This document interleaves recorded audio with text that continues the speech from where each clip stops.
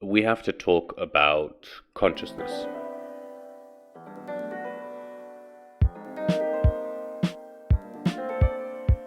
Our life is actually a midpoint between the two deaths. To use the sexual energy in order to achieve enlightenment. The three-dimensional spiral shape encoded in our DNA, in our biology. Hello everyone, and welcome to a brand new episode of the Discomfort-Zone podcast. I, of course, have to start with an apology. Following last week, I was just absolutely exhausted. It was a very long day, and I ended up just putting my son to bed, and I fell asleep. And my wife thought that I had put an alarm on, and I just slept through. So I'm terribly sorry. I was just completely out cold. It's been a pretty crazy past few, I don't know, weeks. I don't know how long it's been now. But we're back this week. So I'm sorry that we missed an episode. Um, yeah, I was out cold. I didn't plan it at all. So we're back now. And welcome to everyone who's in chat. Thank you so much for joining Crimson Clad Doctor Who fan. Rondon, of course, and Abigail Honey. Welcome, welcome. It's a pleasure to have you as always. And in fact, I've been all over the place with these past few episodes, and I've been uh, just a lot of things happening, both with the company and on the land, and a lot of things are moving forward. But I haven't been as on top of the episode structure, and so I didn't actually notice until this week that we have in fact come to the end of Drunvalo's book. Now, this is in fact the first book, and Drunvalo has did write two books.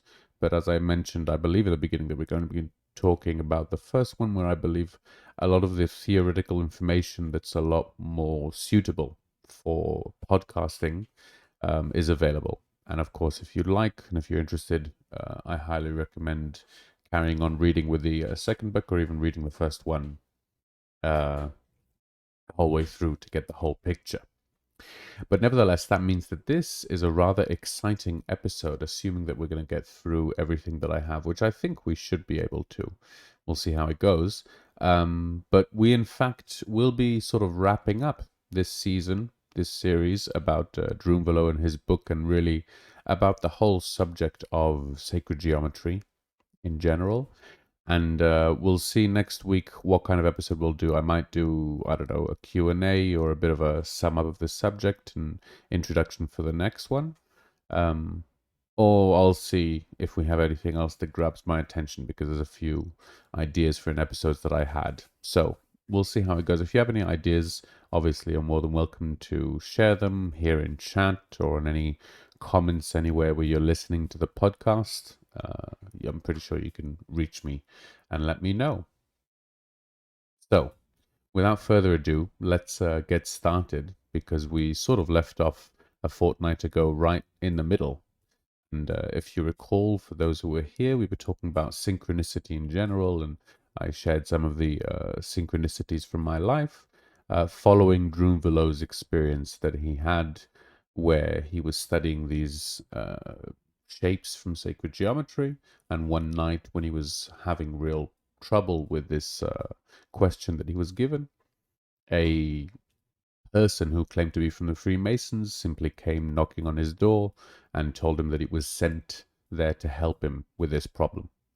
And in fact, he sat down and he talked to him, and Drunvalo goes into some details of what specifically they were talking about. But that's less relevant to today's episode. So if you were listening last week, and if you haven't, you can go back and listen. We were talking about squaring the circle, and what the person showed him was this idea of parallel lines.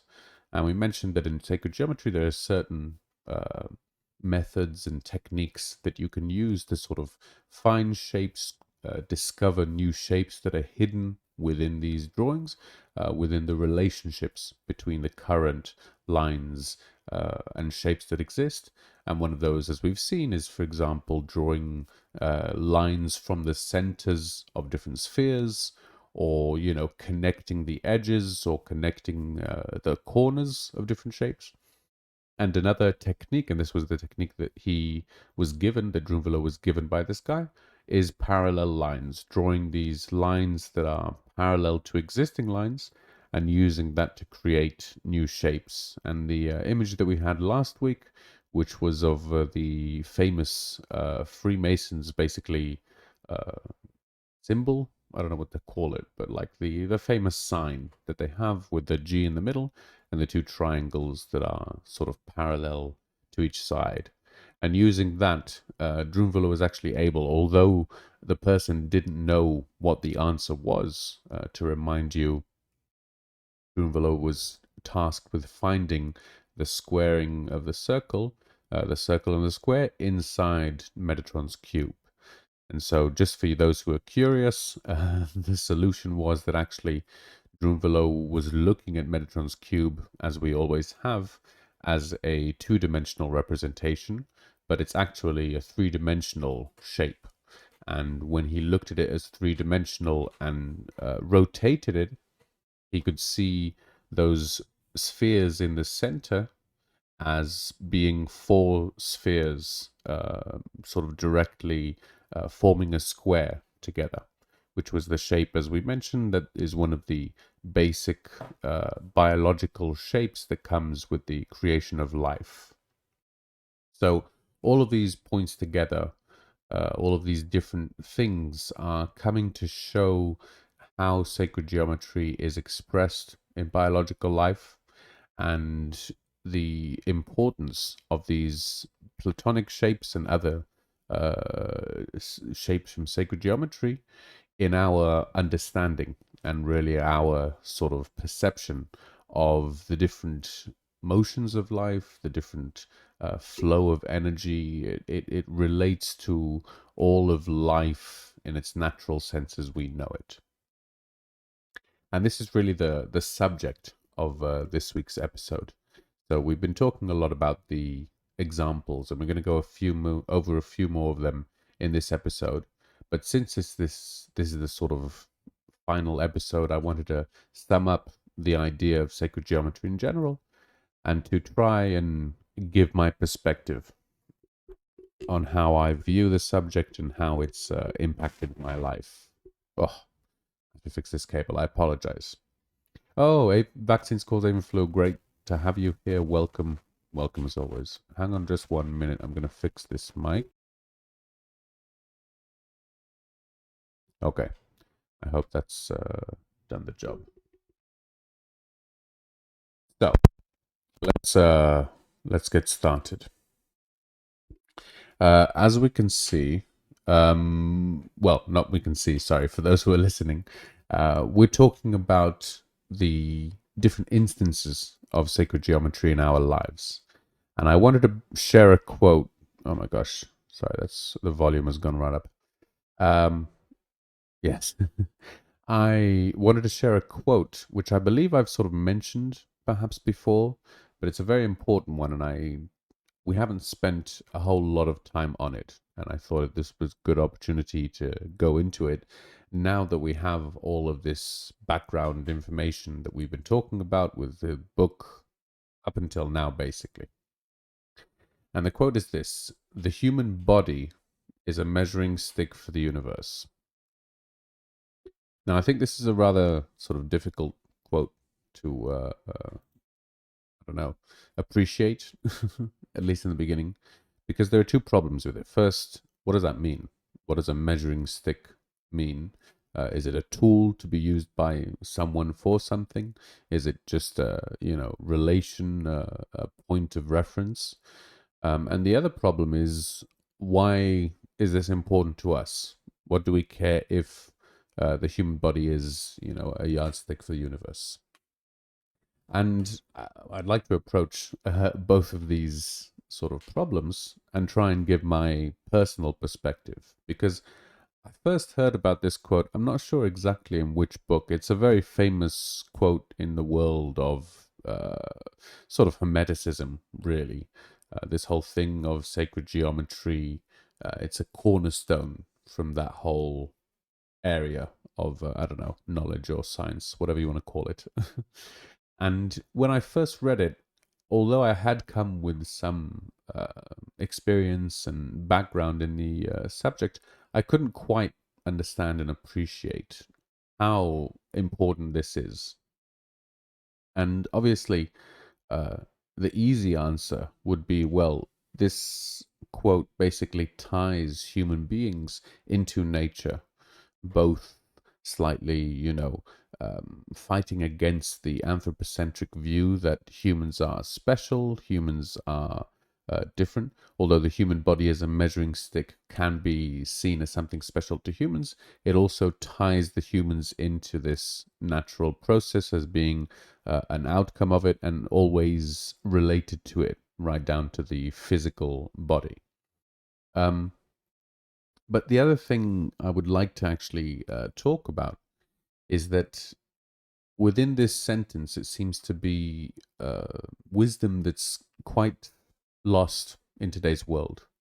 We live our lives very much disconnected, both from our bodies to a certain degree and from the natural world around us.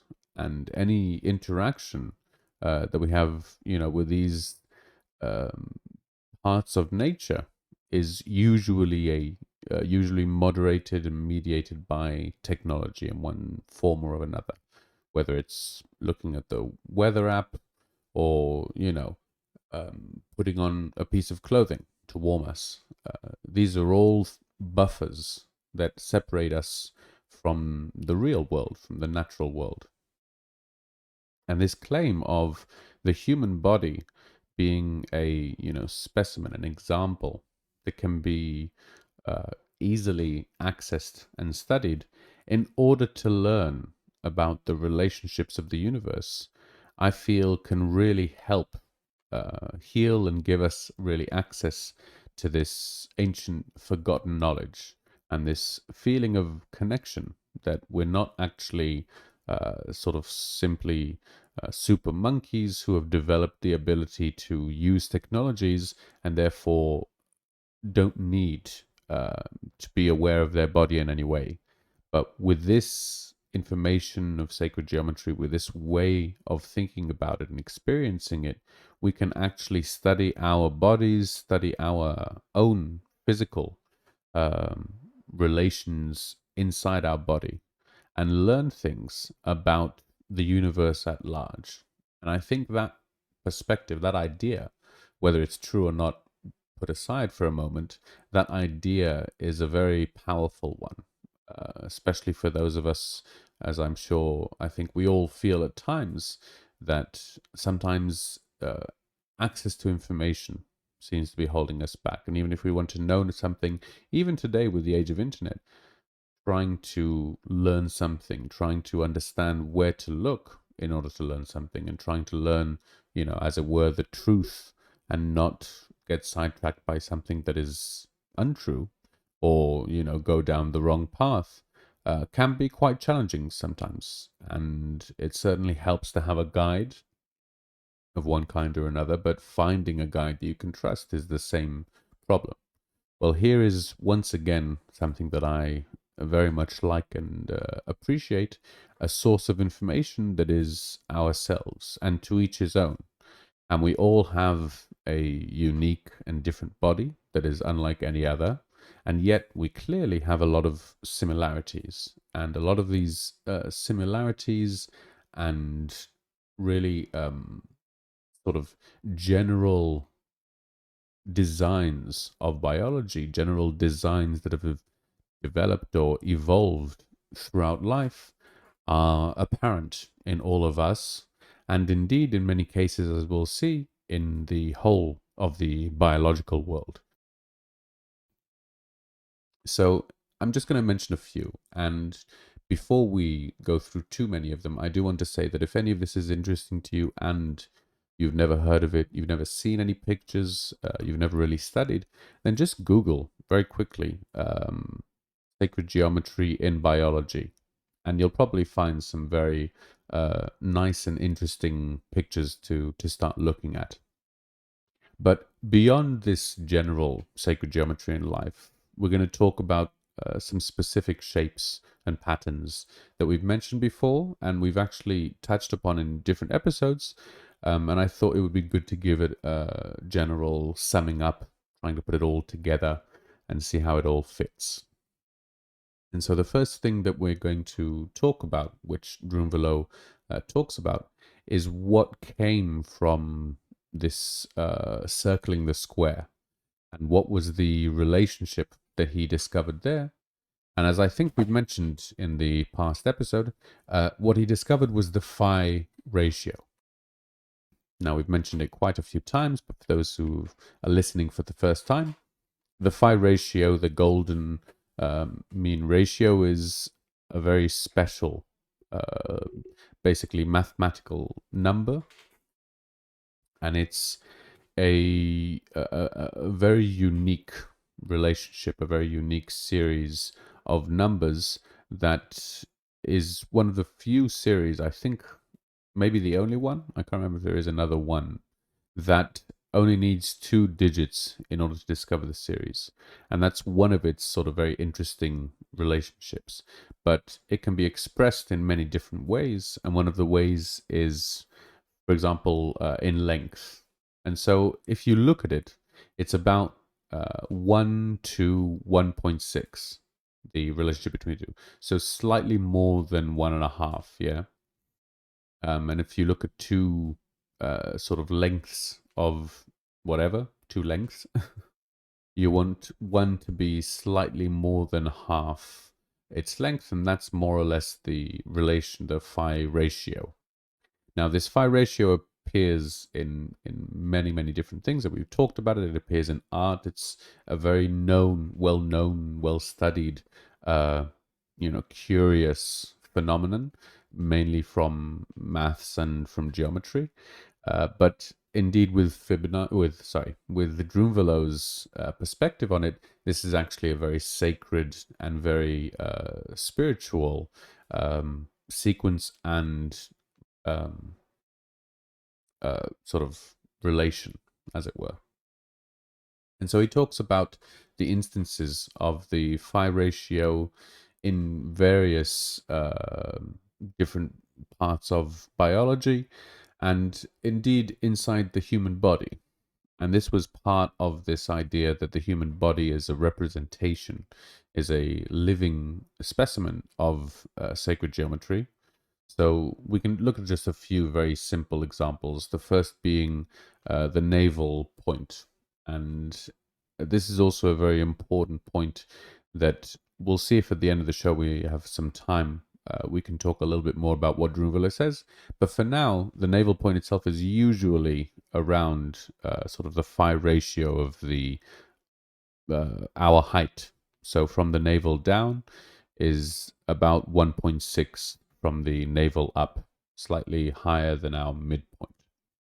Another example is the bones in our fingers. So each finger bone, each bone in each finger is the phi ratio from the next bone up. Yeah, so 1.6 to 1. Another example is the hand and arm bones. So the hand is a phi ratio to the, what do you call it? The lower arm, the forearm, sorry.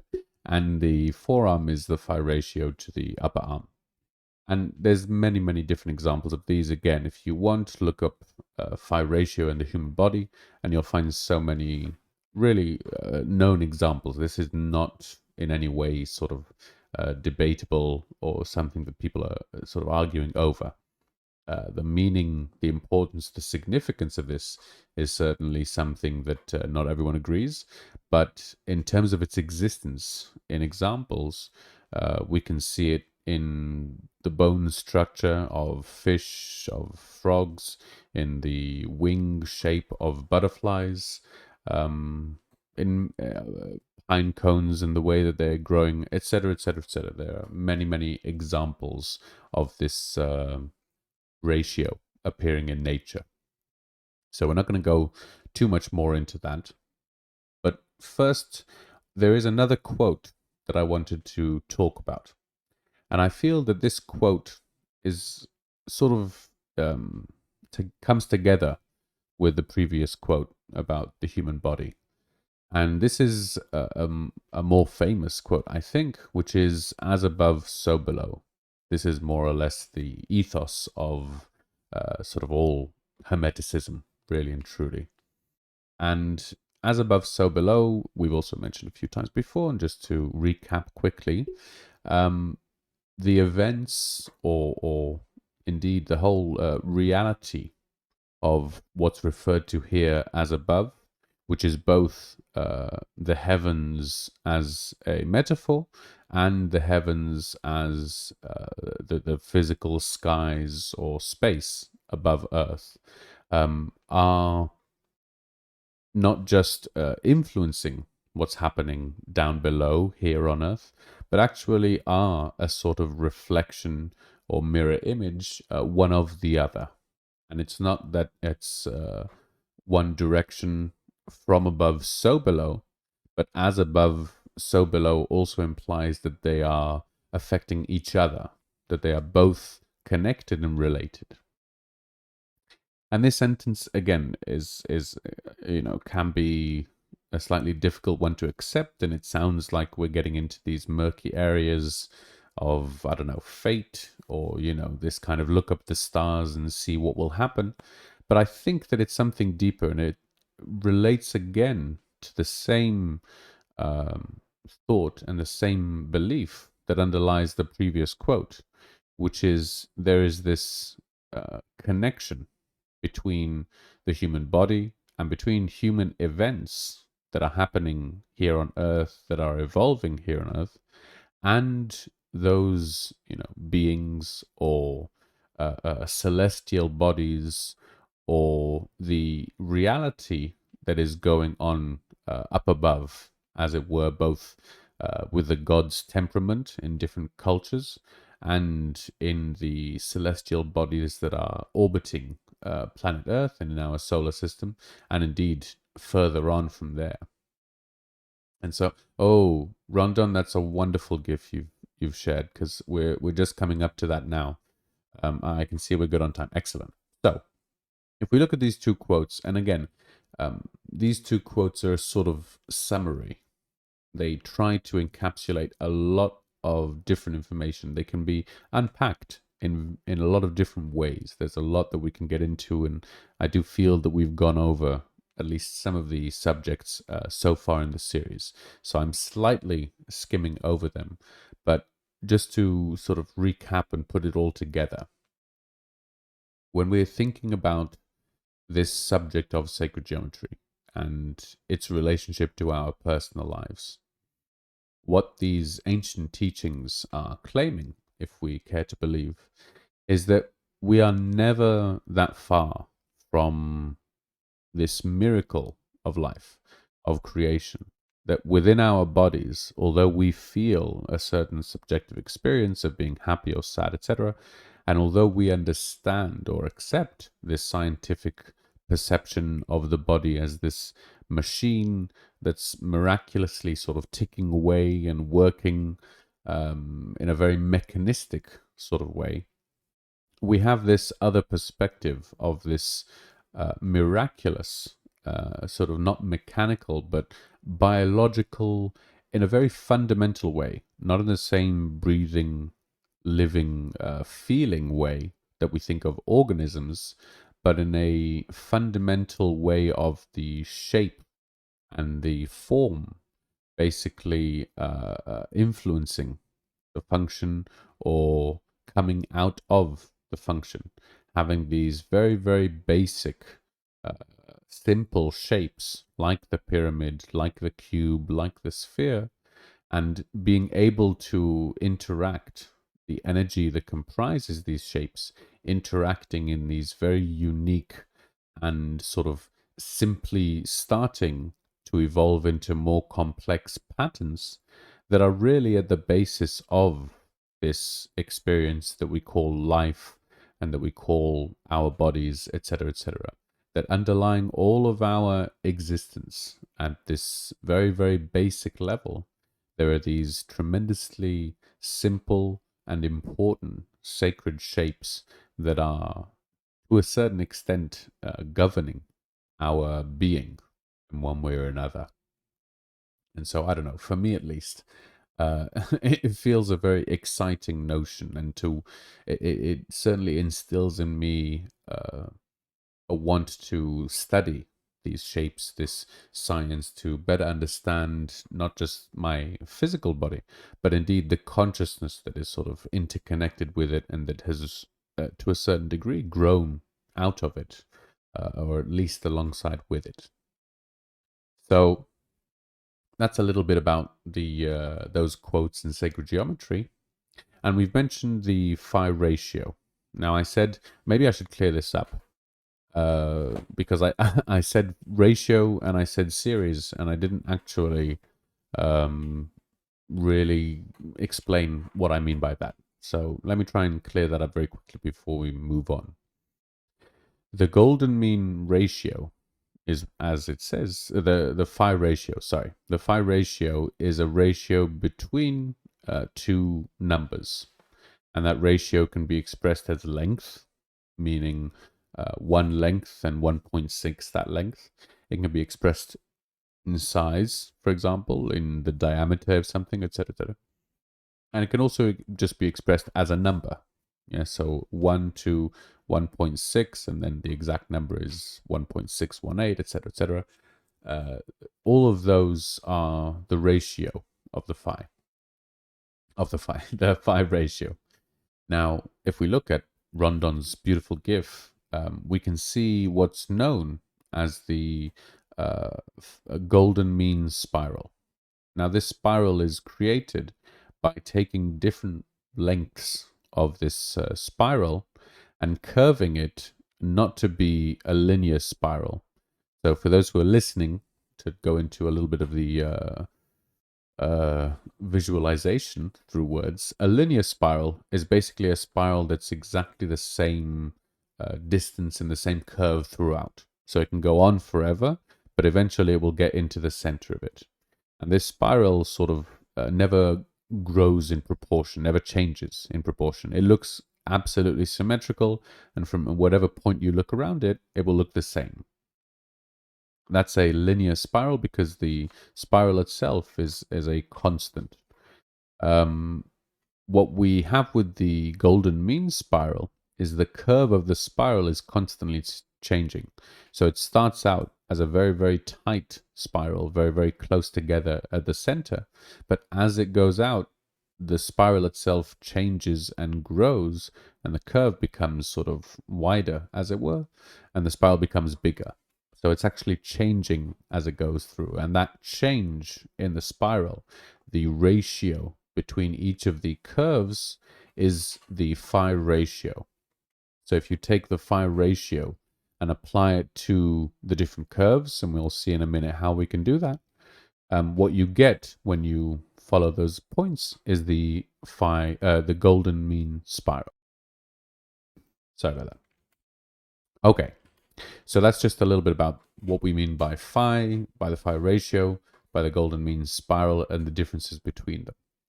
Now we come to another sequence, another spiral, that we've actually also mentioned before quite a few times because it's an important one, and this is the Fibonacci sequence.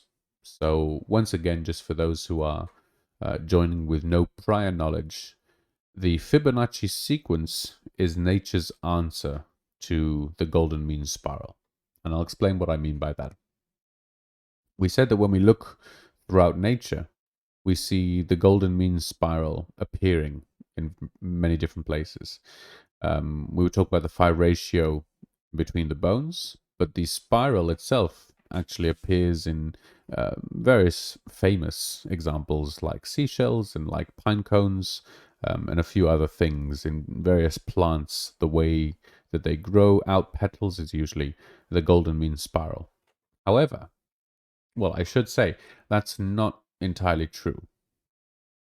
That's what a lot of people sort of think or claim, but it's not actually the golden mean spiral that appears in nature.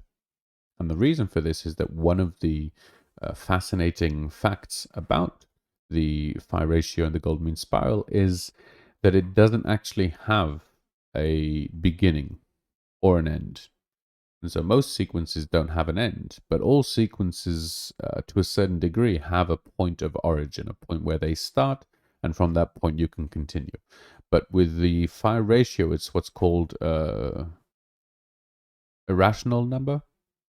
I can't remember if it's a rational number, transcendental, but it's a strange sort of phenomenon, a strange number, which means that it's not really a natural number, and it can't begin at a certain point, or in fact, it can go on forever in both directions because it's not a constant spiral. It keeps getting smaller and smaller as you go into the middle. It can actually go to infinity in theory. Now, because of this is actually a problem for nature. We've mentioned this before, so I'll go through it quickly. In nature needs a point of origin. It needs a point to begin from because life starts at a certain point, whatever you want to call that point, but it does start somewhere. It's not an endless stream, as it were. And so this is why, however you want to phrase it, nature evolved this Fibonacci sequence. And the Fibonacci sequence starts out pretty close to the golden mean sequence and becomes closer with every number. And so the Fibonacci sequence, unlike the golden mean sequence, does have a starting point. And as it continues on, it comes closer and closer to the golden mean spiral. So this was sort of nature's cheat as a way to mimic the phi ratio, the golden mean spiral, to apply it to nature as this perfect ideal spiral for growing, but to find a natural and, in a way, a sort of messy representation of it, which is again this idea of sort of ideal versus real. We have this ideal form of a human, which we all recognize, but every human is different and a unique instance. And it's the same with this golden mean spiral is this perfect spiral that's an ideal, and the Fibonacci spiral is one that aspires to it with every sort of curve that it makes. So I hope that's understandable enough. If you've never heard of these things before, you're always welcome to go back to earlier episodes and check through. Now, the next system that we sort of get from this, but we have to relate in a certain degree when we're talking about biology, is the binary system, which we also mentioned before. And the binary system is related to the division of cells. So we spoke about at the beginning of life, we have these shapes, these sacred geometric shapes that appear, the sphere and the cube, and the relationship between them as they form into an organism. And there's this binary sequence of cells, splitting themselves and doubling their number in order to grow, the way that organisms grow. So all of these different sequences are expressed and coming together in this biological form. But what about the spiritual side, the energetic side of it? Well, this is a very big subject, and we've actually been speaking about it generally, for this whole series. And this is really the point of what we have been talking about. Now, as we mentioned before, there is the Merkaba meditation, which is what Drunvalo wants to sort of share with these teachings and the point of it all. But there is also the understanding, both of the importance of it and what the meaning of it is, and the actual sort of understanding as an experience of gaining wisdom and of gaining information that can evolve our consciousness and our worldview and help propel us forward on our individual path. And that is really what we've been focusing on in this podcast, because that was sort of, I think, more available for me. And so having said all of that, when we talk about these spirals, we're not just talking about the geometric spirals that we see in these in this GIF. But when Drunvalo is mentioning the Fibonacci and the golden mean spiral, he actually says that these are the paths that various energy flows around our body. And so we've mentioned the Merkaba as being this sort of energy field that we each have around us. And indeed, when we spoke about the chakras, we explained that it's not only an internal system related to our sort of organs, but it's also an external energy egg sphere that is around us and that it sort of interacts with reality and with us as a sort of buffer. And so when Drunvalo is talking about these things, he's actually mentioning that there are various different spirals that can come. And to understand this, it's actually useful to also look at this GIF that Rondon shared. But there are a few ways of drawing a golden mean spiral and a Fibonacci spiral. And one of those is the Fibonacci spiral is sort of slightly easier to explain. If we look at a page from any notebook with maths sort of squares, we can count the squares and then we have the relationship. And so the Fibonacci sequence is 1, 1, 2, 3, 5, 8, 13, etc. Each number is the addition of the previous two numbers. And so we can just count the squares and we start drawing these oblongs. And so we draw one line, draw around one square, and we take another square to the side of it. Now we have 2. And then we take the next number is 2, and we draw at a 90-degree angle. So we have 1 square already, and we draw 2 squares down. So now we have 3. And then with that 3, we can add another 2 to make 5, and so on and so forth. We get this sort of spiral of squares. And if we draw a line from the corner of the beginning of the square through the different squares, always turning at 90 degrees, we get this straight lined spiral going round. So it's not a curved spiral, but it's made up of these straight lines that hit each of the square's corners. Now, with those lines in place, we can actually start drawing a curved spiral, starting from the initial point that we have already and going through those same points that the straight spiral went through. And so we have these two different spirals. If you didn't understand the visualization, it's not important. What's important is to understand that we can either curve the line through the various points, or we can draw a straight line that keeps turning at each of these points. And these two spirals actually represent the two pathways that are available for the different energies.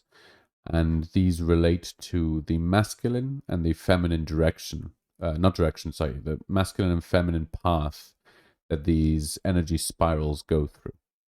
Now, for each of us, obviously, we also have two energies that are spiraling out, the male and the female. And if you remember, we've spoken about this before, the male rotates clockwise. Actually, I'm not sure if it is. You'll have to check me on that. But the male rotates one way and the female rotates the opposite way. So each of these spirals of energy has two separate spirals that come out of it. The masculine with the straight lines and the feminine with the curved lines. So this is just another example, as we've mentioned, of looking at the binary system again, seeing 1 into 2 into 4. And if we compare it to that 4 division that we've spoken about, we can see that it's the masculine and the feminine, and then we have the masculine, we have the masculine, feminine, we have the feminine, we have the feminine, masculine. Not necessarily in that order. But we see another representation, another example of all of these principles that we've talked about. And the reason we're talking about all of this is to go back to what the ancient Egyptians studied when we spoke about them achieving their immortality. And that is that when they were on their visualizations and these journeys, what they were actually doing was tracing the paths of these different energy systems and spirals that were coming out of them. And each of these different spirals, that again has a point of origin inside of us, the energy will go out to a certain distance, depending on the different individuals, but you can trace that path if you know the spiral, if you know the geometry of the curves, and you can carry it on further. And so one of the examples again is that each of these different spirals has the same point of origin, but as it goes out, the spiral hits different points. Although always close to each other, they're always on different parts. And another example of this is with the pyramids. When we spoke about the point of origin of the spiral that goes through the different pyramids, there's actually another spiral that you can retrace, the masculine spiral, the straight lines that hits at another point besides outside of the pyramids. So all of these different patterns and different energy pathways was something that was very well known, and it was because it was not only part of this sacred geometry, but really it was a tool that these Egyptians would use in order to guide their souls. And when we talk about guiding their souls, it was both as a sort of afterlife, and then as they go into the next with the Book of the Dead and the different mazes, part of the solutions for going the right way was using this golden mean spiral and Fibonacci spiral. But before that, as in their training, we spoke about them having these out-of-body experiences. And when they would go on these out-of-body experiences, there was always the danger, if someone didn't know what they were doing, that their soul would get lost, which is a very famous, very well-known cultural sort of phenomenon. Shamans talk about it a lot, and various sorcery and wizards in times would say that people had their souls lost somewhere or trapped somewhere and couldn't get back. For these ancient Egyptians, what they would do was they would constantly keep track of this pattern of the golden mean spiral, and using that as this sort of Hansel and Gretel breadcrumb trail, they could always track the spiral back, and the point of origin would always be back in their physical body and location, wherever it was. So this whole side thing, which I don't know if it's a little off topic and a little sort of doesn't seem if it's quite connected, but I felt with this story, with this understanding, it tied together a lot of different points. And the point that Drunvalo makes with it was, I felt interesting and important. And that is that the technique that these Egyptians were using was trying to find back to their point of origin, back to their sort of body, which means that they needed to use the golden mean spiral in order to trace it back from where it started. But using the golden mean spiral is actually an artificial method, because the golden mean spiral, as we said, doesn't actually exist in reality. It's more the ideal, and the spiral that really exists in reality is the Fibonacci spiral. And so because of this, Drunvalo sort of makes the point that for the Egyptians in this ancient time, as we've mentioned, this method of reaching immortality was not yet available, and it had only become available because of the actions of the different Tad Brotherhood and all of the teachings that have been discovered and given. And so it was because of this that this was the method was available for the ancient Egyptians, but it was still a synthetic method. And because it was a synthetic method, it was a much more sort of difficult method for them to use in order to reach immortality, in order to be able to actually sort of free their soul from the bondage. And because of this, or as a result, Drunvalo says that in today's world that we live in, And really, with our time, this method is no longer necessary. And so, although it's important and enlightening to be able to learn it and to understand the meaning behind it, for us, we've evolved, as it were, as a culture.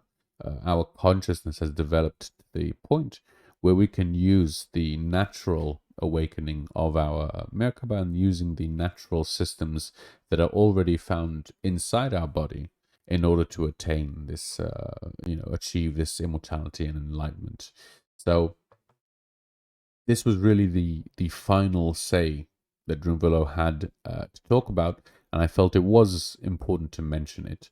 However, for me personally, as I said, this isn't the be-all and end-all, since I don't see attaining enlightenment as a very useful goal for me to have.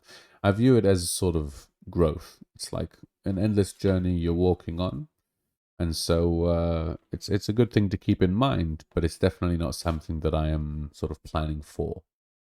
So despite all of that, and considering the fact that a lot of things that Drunvalo says I seem to feel differently about, at least in terms of their interpretation and meaning, if not in terms of their importance, nonetheless, I do feel that what he shared in this book and what I tried to give you here was this sort of hidden knowledge that, again, as we've mentioned a few times, if we'd learnt about this in school, that geometry isn't theory, isn't just basically, shapes and applied mathematics, but it's actually an inherent part of both our body and our environment around us, our history and our culture.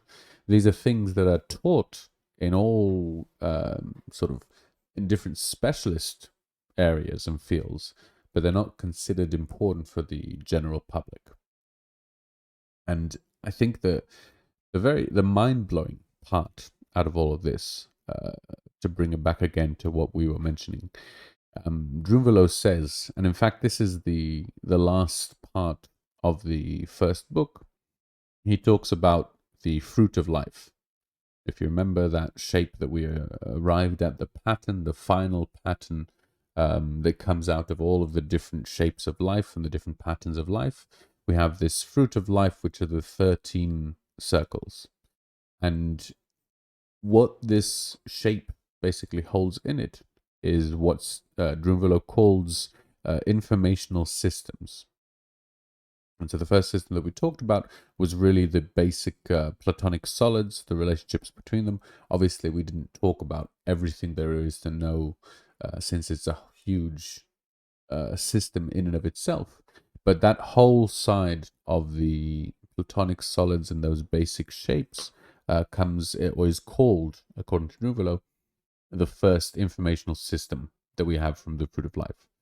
This whole part that we've talked about, the phi ratio, the spirals, the energy fields, and indeed, actually, a few subjects that we've spoken about before related to this. For example, the music and harmonies and the relationships between the fractions there are all of the all part of the second informational system that comes from the fruit of life. Now, within this part specifically, and really what a lot of the final words are about, is another visual representation showing the geometric connection between the fruit of life, between these geometries, between music and the phi ratio, etc. But because of this, because it's a very visual part of things, I decided that it wasn't what I wanted to focus on in the last episode. And so if you're interested in that, you're more than welcome to check it out once again. Maybe I'll add a picture here in chat, I'll see. But for now, I can see we're really nearing the end of the episode. So I would like to take the last few moments to sort of sum up a little bit what we talked about. By the way, I'm a little out there, so I'd love to hear from you who are in chat listening live. Of those subjects, what I've spoken about now, do you feel that you sort of have a grasp with what I've been mentioning? Are some of these subjects completely new? Do you not sort of, I don't know, how do you feel about that? Because this was really, to a certain extent, this was the reason that I wanted to talk about Drunvalo and his book. It wasn't the Merkaba. It wasn't sort of necessarily finding the phi ratio in the human body, but it was really being able to have a better grasp of what sacred geometry is, and more importantly, why it's important or how it can be relevant to us in our life. And so maybe I'll spend the last few minutes saying something about that. Oh, El Gecko, wonderful to see you. I don't know if I welcomed you. Welcome. Sorry, I missed chat completely. I don't know if we've spoken about things. Hang on. Fruit of life fits perfectly in the yantra. Yes, the yantra indeed. A lot of the what do you call them?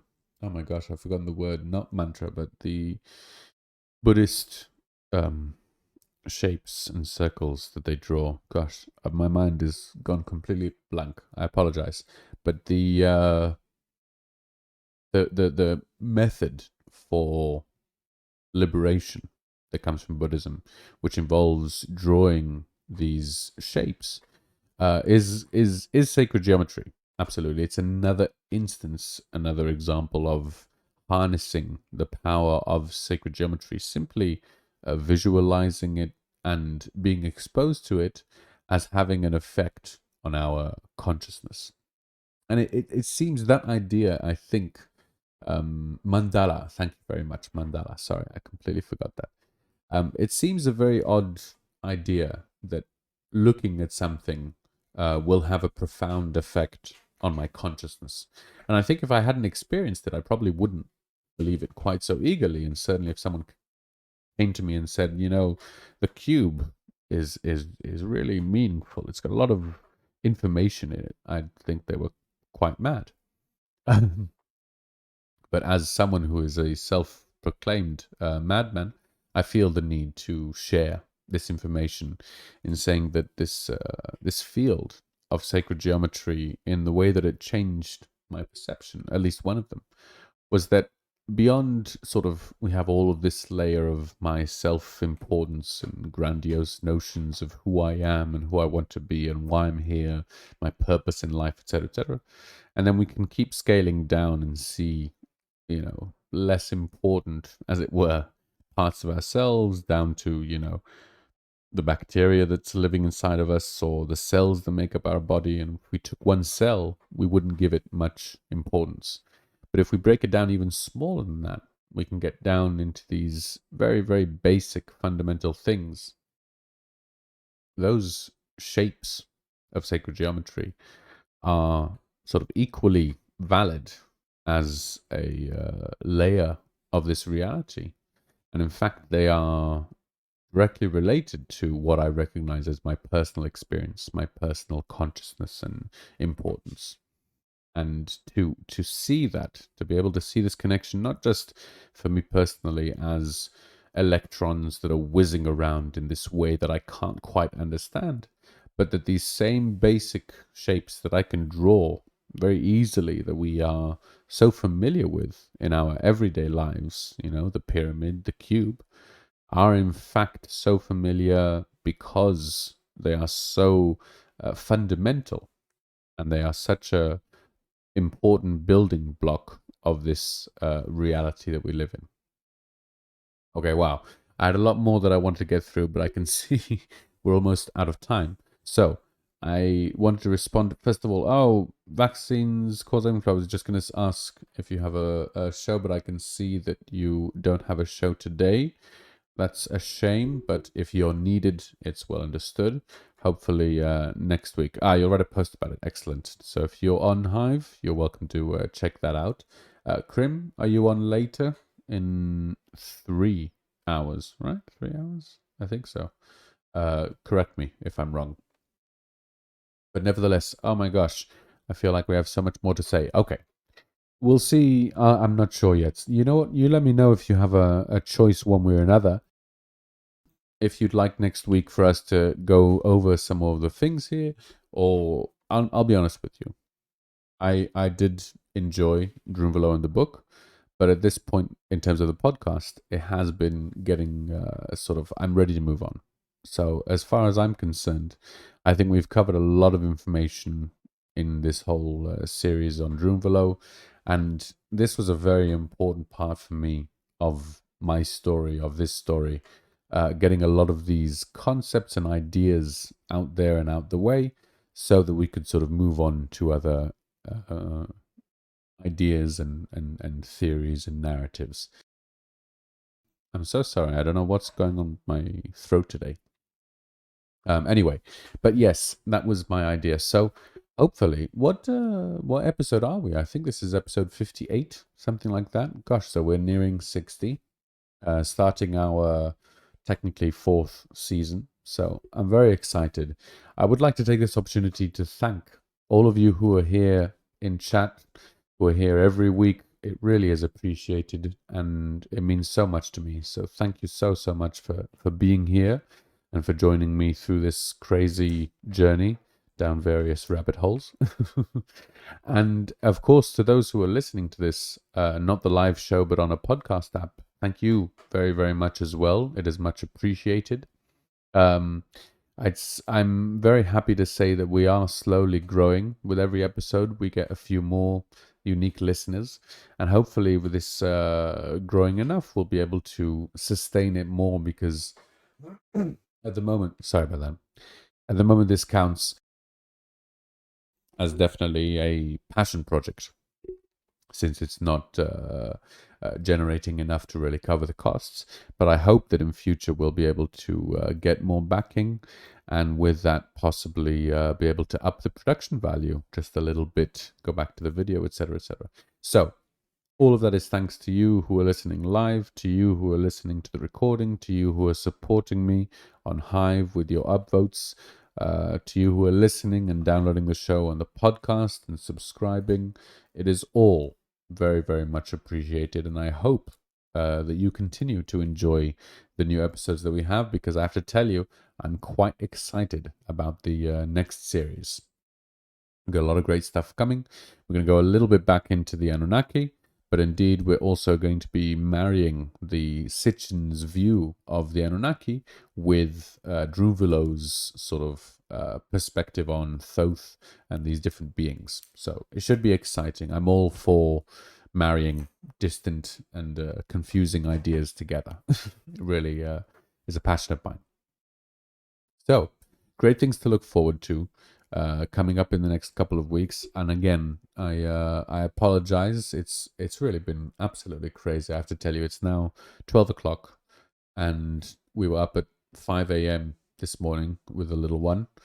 So yeah, it's been a long day, and in the middle I had anyway, I won't bore with you details, but just to say that I am back now. And I am very, very pleased and very happy that I have this podcast, that I have you wonderful listeners here, anywhere from all over the world, wherever you are. I see a lot of listeners from very interesting and curious places. So I really appreciate it, because this stuff and this information, which wasn't, as you know, what I set out to start talking about, is definitely something that I feel is important, is worth sharing. And that I hope you get something out of. Because that really is, as I always say, the only reason that I'm here. If I don't have anyone listening, then I'm just, a madman rambling into a disconnected microphone. And nobody wants to be that. So, thank you for saving my sanity. I appreciate it. I love you all. And I hope to see you next week, or for you to hear me. Until then, have a great one, and enjoy your week. Bye.